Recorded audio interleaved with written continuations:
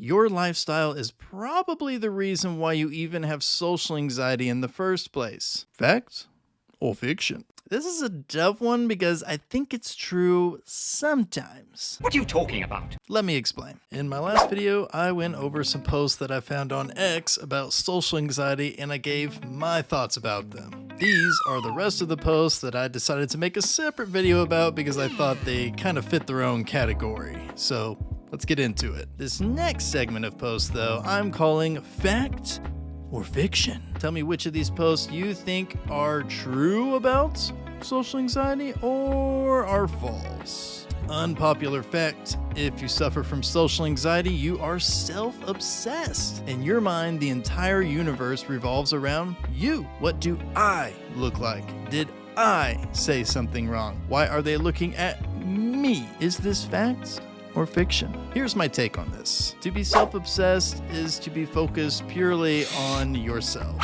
So when we typically think of someone who is self-obsessed, we think of the bratty little kid always trying to get their way, always trying to do what's best for, them. How come we always have to do what you want to do? Because! But by definition, someone with social anxiety, I would say, is self-obsessed because social anxiety causes you to almost always be worrying about you know who.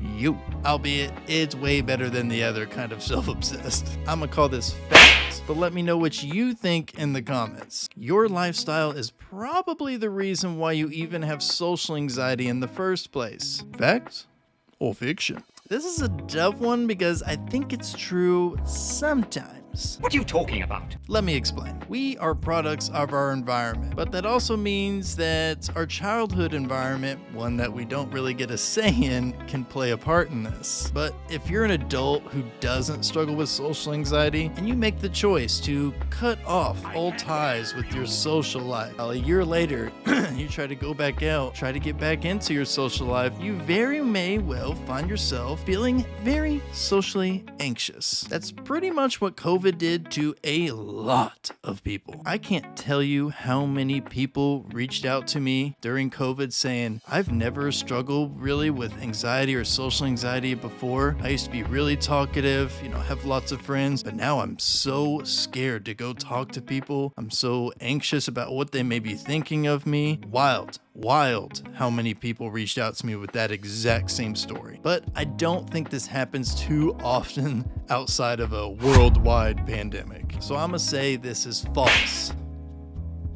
Mostly. Let me know what you think because really I think it could go either way and I'd love to hear it, especially if you believe in the other side. Regular meditation will decrease social anxiety by 50%. Fact or fiction? If you've read my book, 10 Minutes to Feel Less Anxious, you know about the impact and effectiveness of meditation. If you haven't, you can get a copy here. I think it's the single greatest tool for anxiety, hands down. But there's no studies that I've seen that say it decreases it by 50%. I think that was just an arbitrary number that this person posted because it does decrease it by some amount of percent and probably varies between individuals, but it's not 50. So this is fiction, but I will say this does have a humongous impact on social and general anxiety. So if you've never tried meditation, first of all, congratulations because you have an awesome tool to go and try now. Go give it a shot.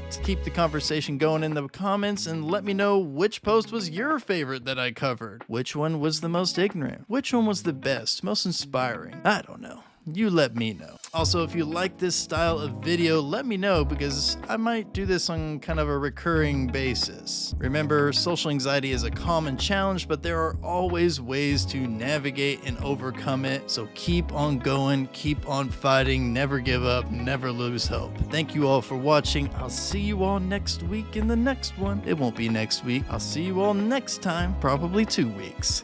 Peace.